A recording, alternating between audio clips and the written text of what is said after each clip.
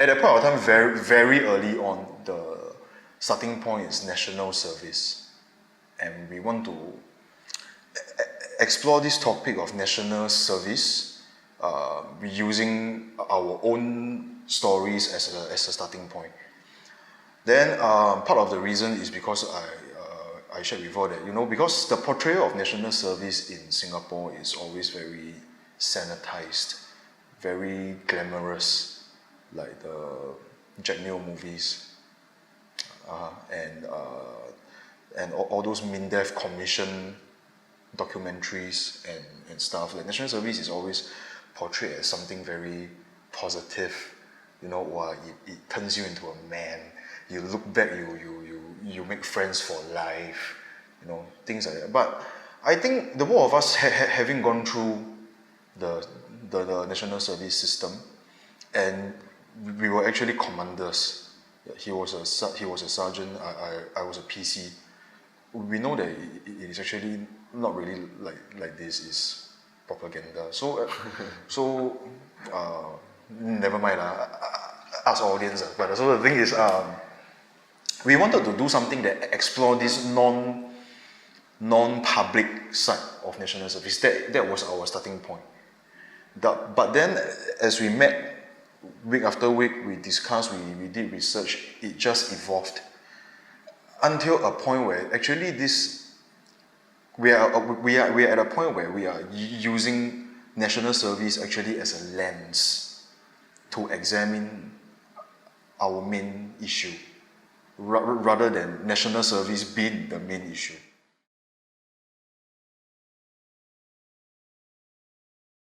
We started this thing sometime last year, okay, because we were both working together on a project with theatre practice, and then he shared his story when he was in national service and an incident, and listening to his story, I felt very touched.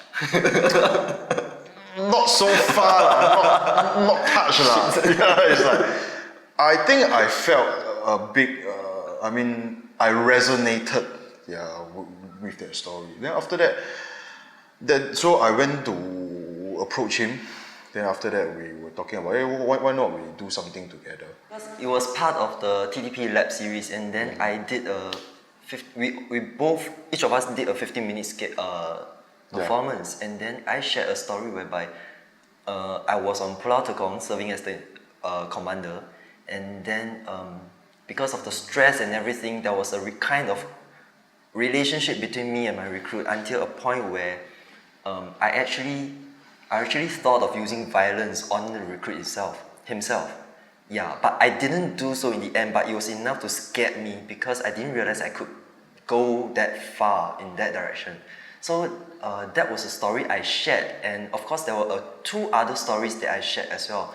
One was violence when I was a child because somebody bullied my sister, so I pushed the friend onto the ground, and then a violence on someone close to me, inflicting on me. So that play, I was actually investigating how come I was so guai. Yeah, or I thought I was so guai, but in the end, serving the army on Pulau Tekong, I actually went the other way, or things like that. And then he resonated. I find that during that early phase, it was a similarity because we both served on Tekong, and then we were both commanders. He was an officer.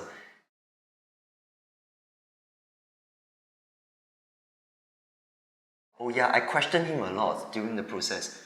I questioned him why we need to do this. And then if you think that army, all the plays and movies about army now is all propaganda, then what are we going to do? The other way, then there will be also propaganda on our side also. So a lot of questions on our side as well, on that we were discussing, and then really hair-pulling moments. I think at the start it's like because I think we aren't super clear on our artistic message, or I don't know whatever you call it, like the reason for doing this. So actually at times it's like swimming in mud. Yeah. But I think we had a few sessions where we actually move closer and closer. Yeah. until a point where I really ask ourselves, like, okay, we want to discuss this. What exactly? You see, we are both in the army. We are Chinese. That already itself is a privilege already. We are commanders, another privilege. We speak English, another privilege. We have A levels, another privilege. We have nothing to talk about. We have no issues. What kind of issues are there? So 要做什么 Like compared to a Malay gay Muslim lah, yeah lah. You see, It's like 边缘的 yeah. Then how? Then what? And then we invited a friend of us called Alvin to help us with the dramaturgy and also to provide some input as well. And then he suggested that 有时候 some of these privileges can be shackles as well. It's just a matter of which way you look at it. So we are also finding as well. The main issue,就是我们的 which is really going main back thrust, yeah. to, we keep going more and more basic and more simple, but in the process, 我们越来越 we cannot answer it. Until a point we ask ourselves, so what is man in Singapore? And then this simple question becomes a very big question. Like suddenly a lot of issues come in. What is a straight man in Singapore? What's a gay man in Singapore? What's a man in other people's eye? In our relatives' eyes? In a woman's eyes? So 很多层面进来 it becomes more complicated, but at the same time we have more strings to hold on to, and it becomes better in a way. And I think to share what is this issue about, I think the time, the last, because we took a break in March. Right? March.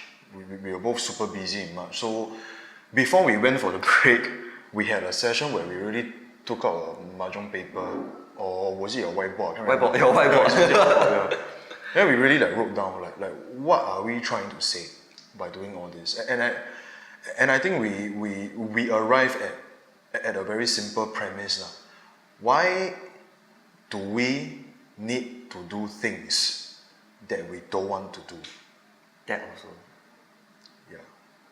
I think why in life are we always subject to do things, and why in life you hear people say that I have no choice, I have to do this, and why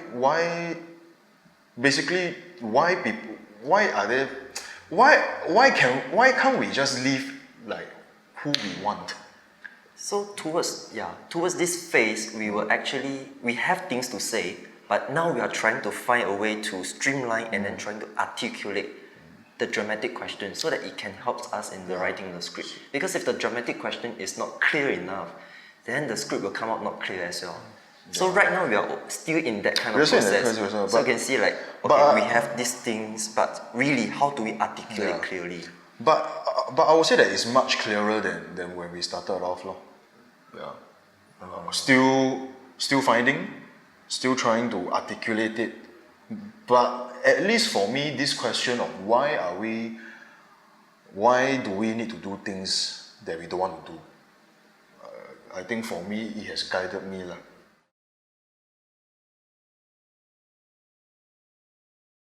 We have a Facebook group ourselves, and then all the materials dumped there.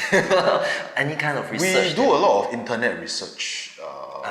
We go and dig up old articles about national service, about Tekong, incident reports. There was this very interesting story about this recruit swimming out of Tekong. I personally find that very, very, very intriguing. Who would drive someone to jump into the sea in the middle of the night in dark waters and swim back to the main island? We also go and look at those forums like hardware zone, things like that. A lot of people copy in the forums. They are also quite interesting. Or SCF confessions. SCF confessions. But don't know real or not one. But the thing is, and maybe those public forums. For me, a personal, very memorable research material, there are two for me. One is this forum in Hardware Zone, then like the thread asks people to share about their booking day, they're not booking day, their enlistment day, how they feel. Then there was this guy who wrote something that we thought it was very, very, very good. It's like he is obviously not someone who writes. He's just a layman. Like what happened during that day in this one. That left a very deep impression in me. Another one is this account of a guy on SAF Confessions who feigned mental illness to get out of the army. Don't know true or not, but it was very detailed. It was very, very detailed, like up to all his planning, what he planned to do, all that. Yeah. And then there was an investigation that was brought forward because of this post on SAF Confessions. Yes, correct. Yeah, they were trying to track this guy down. They were trying to track this guy down. And we're still finding out how did he end actually. Yeah. Yeah. Interviews are in the pipeline, as in we are actually planning. Like I told him that I have a friend, army regular. I love Singapore. Then after that, like very. I think it will be quite interesting to get people like his, like him, his views and all that. Yeah, that kind. Interviews, also wondering who we can approach and how we can approach them. Even interviews with our fathers also. Can try that also. Like, different kind of, different generations serving in the army also, very different experience as well. Since we are writing a play about Tekong, about recruits, or rather this element of it is a big part. I thought we should relieve our enlistment day 的那种情绪. So been looking for like asking people like maybe 10 years younger than me, like, hey, you got friend like enlisting or not? Then because when you get enlisted, you can bring like friends, 5 people. So we just both just fake out like we are his uncles or something like that. Then say friend can uncle and partner or something like that. It's like can pass.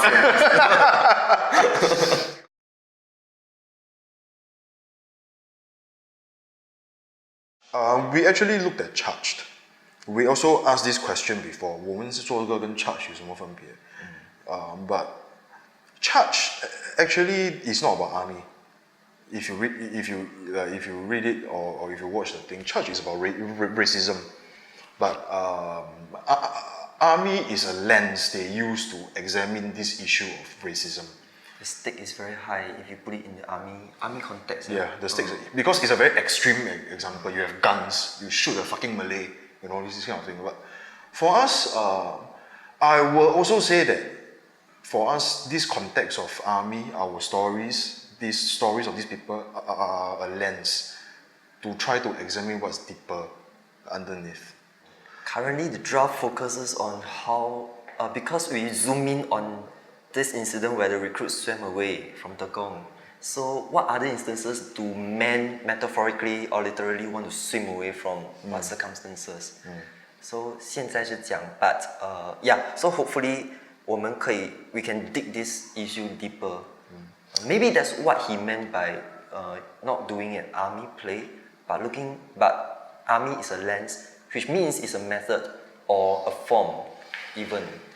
But what's the real issue? So 我们现在还在谈这个东西。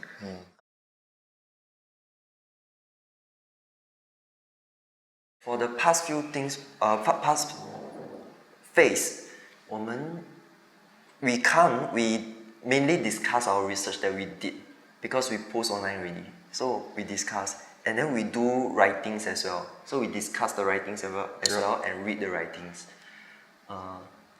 Initially, I thought we will have devising as in improvisations, but 那个我们少做。那个 actually 我们反而比较少做。What we do most actually is we come, then after that we will share our research, then after that we will write something based on the research, like a monologue, produce passage, material. Then after that we will share what we written and we discuss. this is mostly our MO lah when we come here. Because this phase, the objective of this phase, the research we are doing, actually we are trying to find content. We are trying to generate content to form a script. So we hope to do this lah by the end of it. And whereas the next phase, we garner the feedback from the dramatized reading, we discuss, we blah blah blah, we improve the script, but the focus will be on the staging. How do we translate what is on the script to something that we can watch?